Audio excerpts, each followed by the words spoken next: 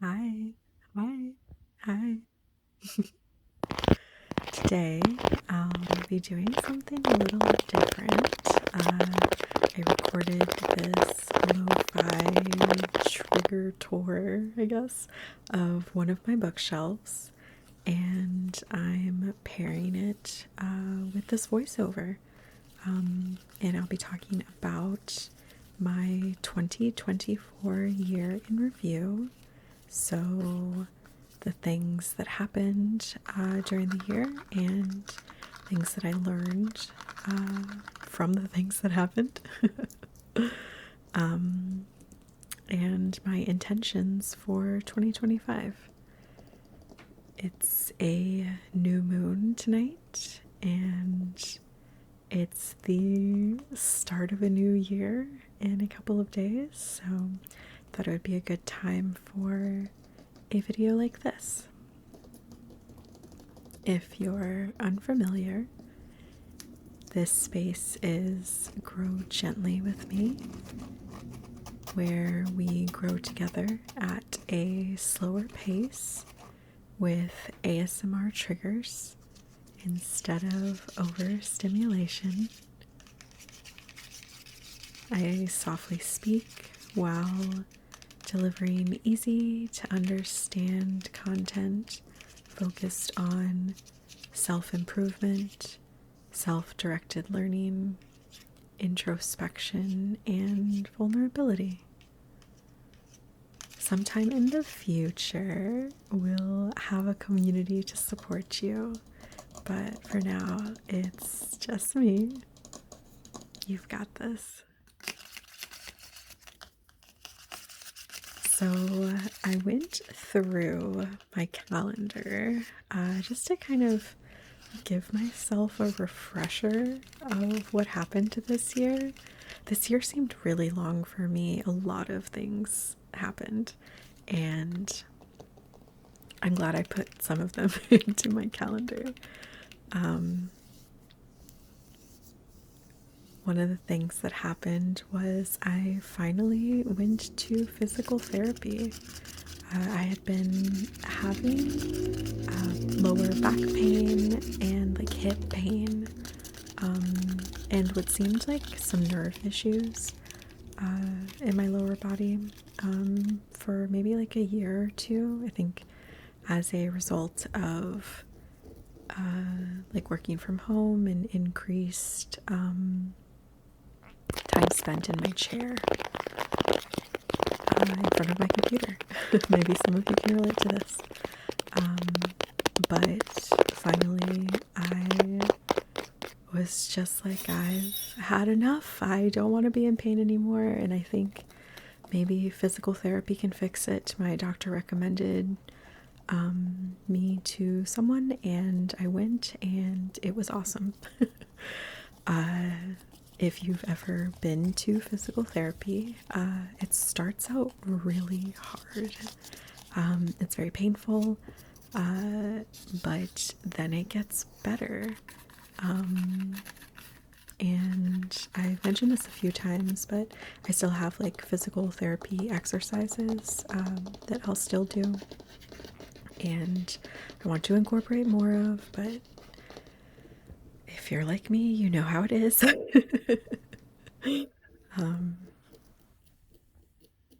But yeah, so I did PT for several months, and I finished it. I graduated, I guess, from PT, and yeah, that was a great start to my year.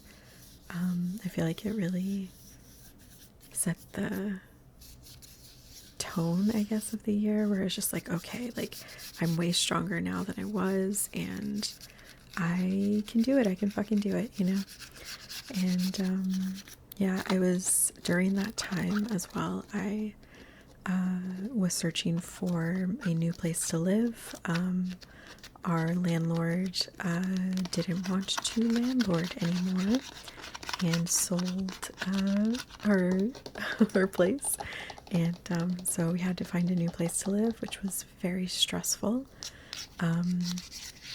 And we had to negotiate like a lease end, which was also stressful. I've never done anything like that. They basically laughed at our first offer. And yeah, we ended up with something, which was good.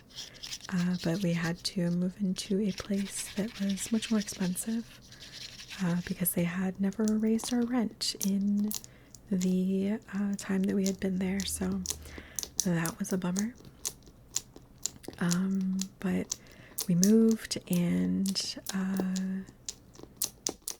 I have thrived at this new place. And I can feel the difference, even though it's more expensive. I definitely think it's worth it. And yeah, I have felt myself get better in this new place. It's a little bit bigger, has more amenities, nicer for sure. But yeah, it's really contributed to my overall health, I think, which is fascinating to me. So yeah, we moved, and I'm so glad it's over, and I never want to move again, but I know that it's in my future. So I think that I learned a lot of things about how to move, the best way for me to move, and I can use that in the future, so that's good. During this year, there were 3 weddings that I had to go to. They were all very different. And it was nice seeing like friends and like having fun with everybody. But I hope that this never happens again. It was so much social time, in that every time that I took off from work was not for me. It was to go to these weddings. And I think we had a couple of like other trips as well, like during that year, and it just felt like I had so little time to myself. I don't know if you can relate to this, but I'm an introvert, and I love time to myself. I love being alone. I love just stillness and quiet, and I felt like I didn't have enough of that this year, and I still feel like I'm kind of recovering from that. I'm definitely better than I was. The last wedding was in September. But yeah, I've definitely like haven't hung out with my friends as much, and kind of just like been spending a lot of time with myself, and I'm getting better. I can see the light at the end of the tunnel for me feeling like myself again. So hopefully we don't get invited to too many more weddings. Like one I could do, you know, but 3 in 1 year with 3 separate like trips was too much. It was too much.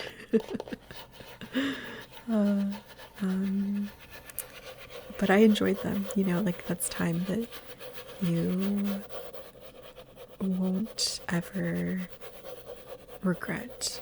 Not that I have any regrets really. The way that I like to live my life is I know that I did my best at the time with the information that I had, and everything that I've done has led me to be the person that I am, and I really like myself.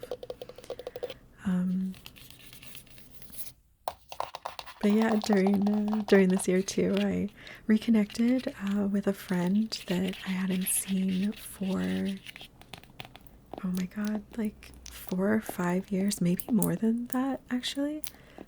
Definitely pre-pandemic. And yeah, we used to work together, and then we didn't work together, obviously. And yeah, I got busy and my mental health plummeted during the pandemic. So yeah, I didn't really keep up with too many people. But I'm so happy that she's back in my life, and we're making plans to see each other again soon. And yeah, I was so thrilled that she responded to my message, because I don't experience friendship degradation. And what that means is, if we've been apart and we're friends, I will, no matter how long it's been, I will still think we're friends. Like, I still feel that same strength of a bond, unless, like, obviously they've done something or I've done something to show that, you know, we no longer want to be friends for whatever reason. But pretty much anybody who I have like stopped communicating with, just because of, you know, like life, and I'm abysmally terrible at at like keeping up with like text messages. I hate typing on my phone. I'd much prefer my computer, which is why I really like Discord and keeping up with people on Discord.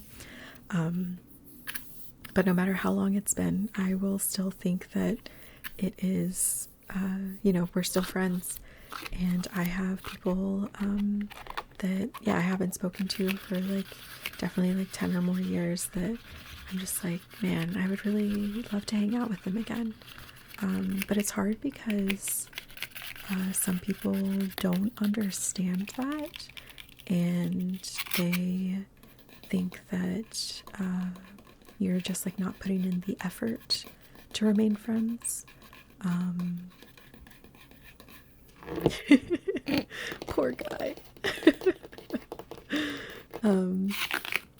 But you're not putting in the effort to remain friends, and I just don't think that way. If somebody hasn't been in contact with me for a time, like, I still think we're friends. There's this one friend actually that I have, who, I don't know, we text like twice a year or something, I don't know, but whenever I see him in person, and sometimes we go like 2 or 3 years without seeing each other, every time I see him in person, it's like nothing has changed, and I love that about him, and I really appreciate his friendship.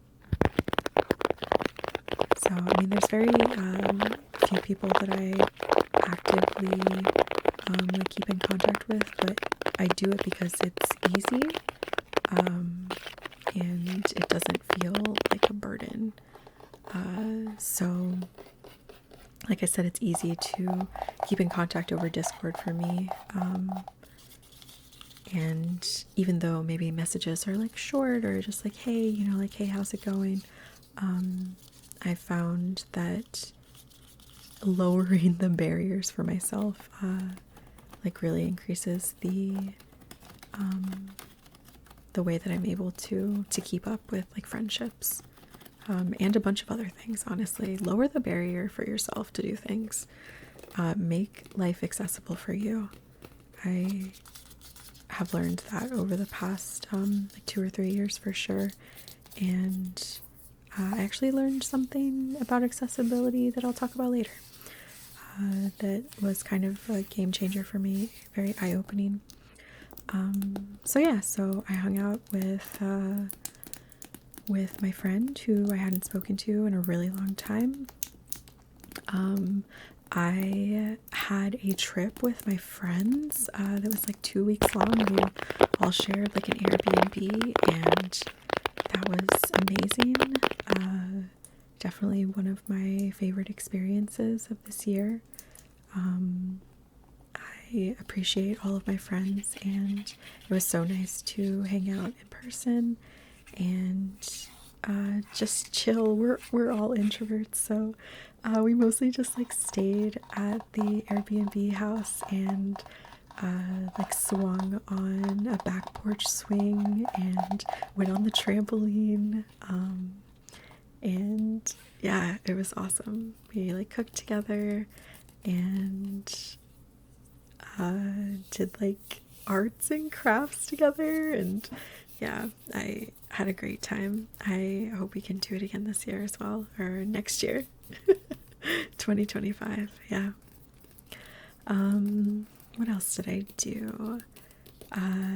I opened myself up to the possibility of dating again. So I had dated somebody about a year and a half ago, and when that ended, I was like, maybe I should stop dating for a while, and maybe I don't need to date anybody. I currently have a partner, and we are poly, I guess. I would consider myself like baby poly. But so I've tried dating outside of just my live-in partner.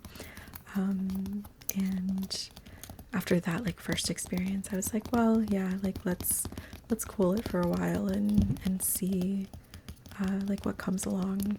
And I actually read this book called The Ethical Slut, and in it they talk about like opening yourself up to like clean love, which I think was essentially, or at least what I took it as, was just try things out, and if it doesn't work out, then it doesn't work out, but you owe it to yourself to try it out. Like you're not gonna learn anything if you say no, right? Unless like you obviously like don't want to, which is totally fair. But I wanted to, and I was reading this book actually with one of my friends, and I was like to my friend, I was like, hey, do you want to try dating?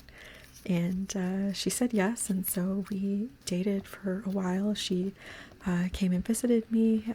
We ended up breaking up recently, but I am so proud of both of us for like trying something new out, even when we weren't sure how it was going to go. And I learned a lot about myself, and yeah, I think that it was overall like a really great experience.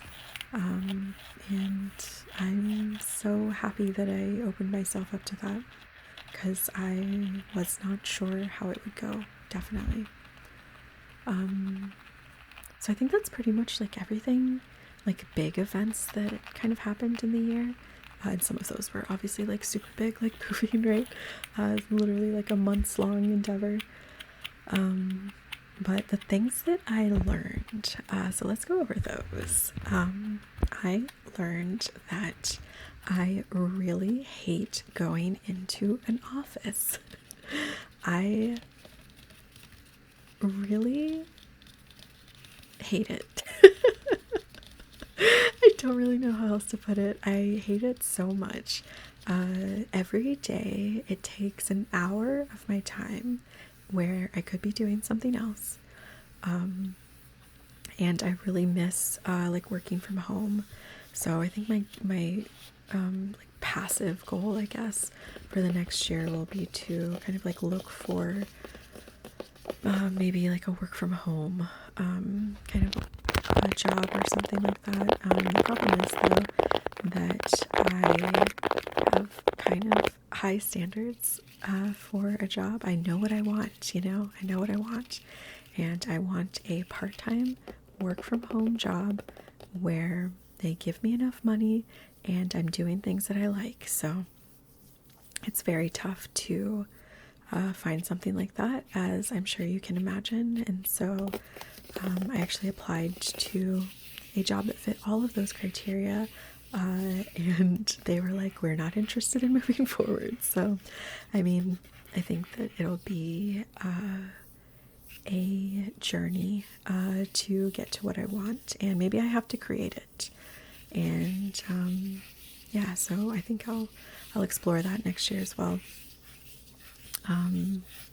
I think parts that I like about like going into an office is that I like walking, like just a little bit, but I'd rather do it on my own time versus being forced to do it because I have to get to a specific place. I really don't appreciate that. Yeah, working sucks. And I actually like my job and my boss, but yeah, I don't like the rigid aspect of working, or going into an office. Something else I learned is so previously I'd spoken about giving yourself, making things accessible for yourself. One of my friends actually told me that the way that they've made things accessible for themselves is to have hard conversations over text, which kind of like blew my mind. Everybody's always like, yeah, like have hard conversations in person. People deserve, to be spoken to like face to face about difficult things. But I have always hated that. I've always hated it. I think that I've always been a better like written communicator, and I love referring back to things.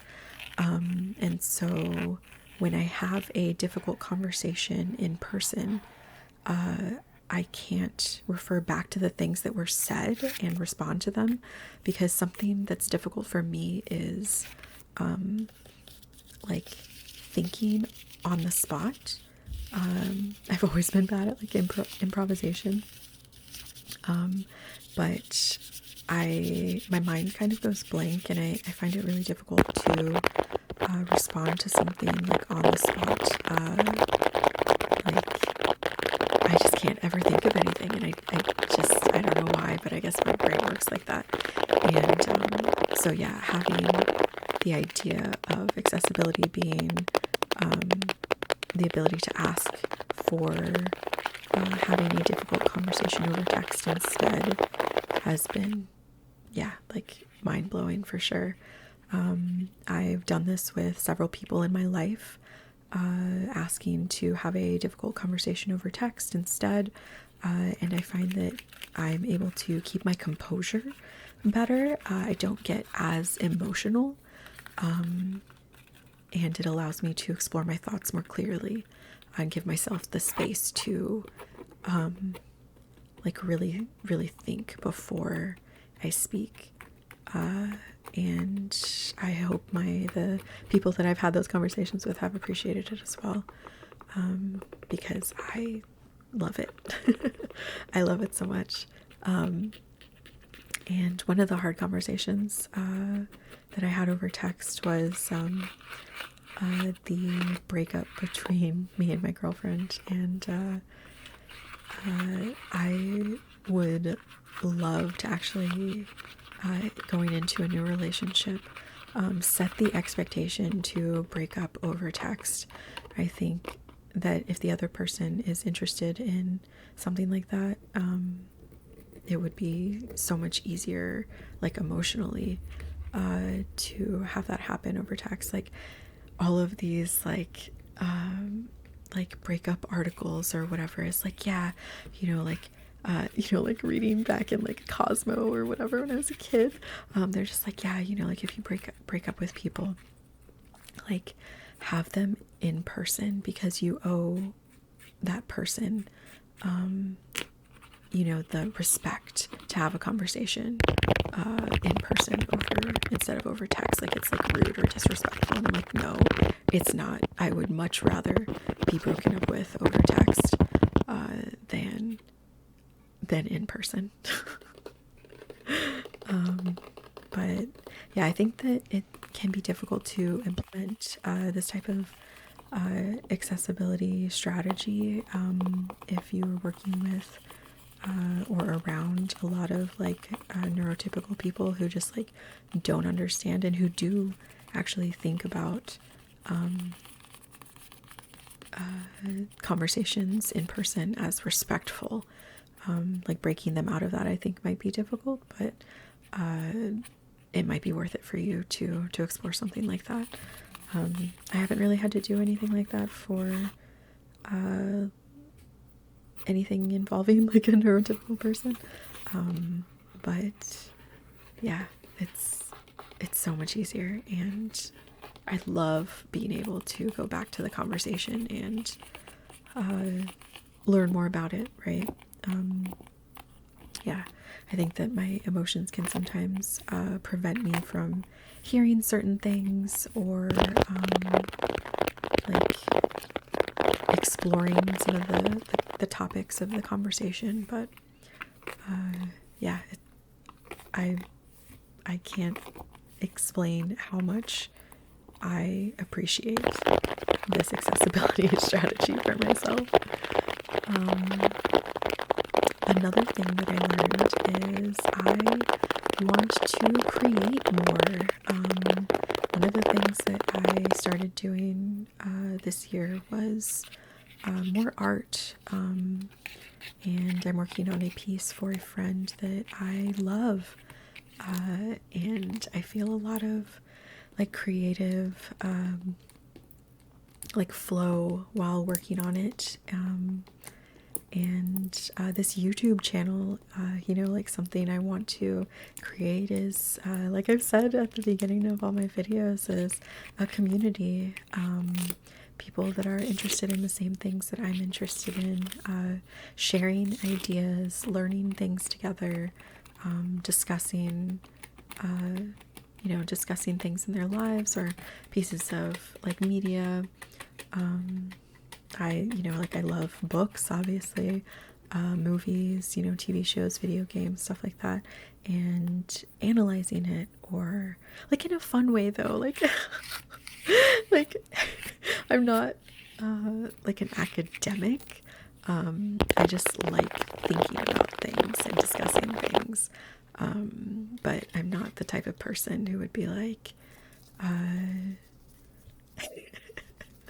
like, I read this article and like, let's use a bunch of words that nobody knows what they mean and make everything like super dense. Like, I have such a hard time following those kinds of conversations. And so I prefer things that are like more accessible, right? Just like easier to understand, which is kind of like the concept of this channel. It's like, how do I take this information that can be really dense and really difficult to understand, and make it so that it's easier for people to follow along with and have a conversation about. One of the things that I've done in my life is to take scientific papers and make them sound more accessible and less dense. And so I'm really passionate about that. So I don't know, it would be cool to like explore something like that as like a job, but I don't know, you have to have a bunch of like technical writing expertise, and that's not really my approach at all. I like to have conversations with the authors of the papers, and yeah, I don't know. I'm just kind of like rambling, but it's something that I've thought about for a while. Okay, I think that was all that I learned this year, the things that like stood out to me at least. And I think those kind of like lead into the intentions that I have for 2025. One of the things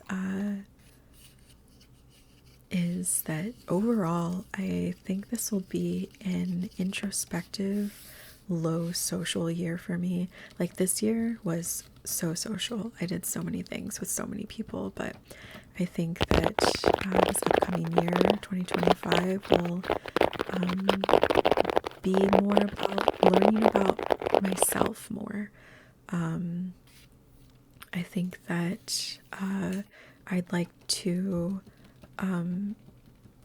reflect on my sexuality It's not really a priority to me, but I would like to know myself more before I start another relationship. I think what I learned about myself this year is I think that I'm demisexual, and I'm reading this book right now about like asexuality and like the asexuality spectrum. And what's it called? It's called like Sounds Fake But Okay, I think. I'll link it down below. But it's really interesting. They talk about like the aspec lens and viewing things in a way where you don't think about what like society expects from you. Not that I have ever really been that type of person where it's like, oh yeah, like it's expected of me to do this, so I'm going to do it. It's more like, what do I want and what do I don't want? I've just always been a kind of like decisive person, and I don't like doing things that I don't want to do.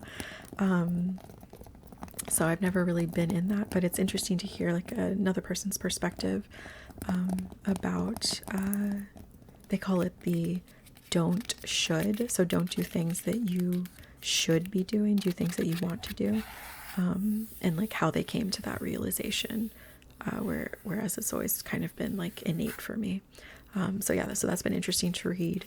I'm only like a few chapters in, but I really like the idea of like a platonic like life partner, or you know, just like where like sex isn't the main focus of a relationship, because I want to know the person.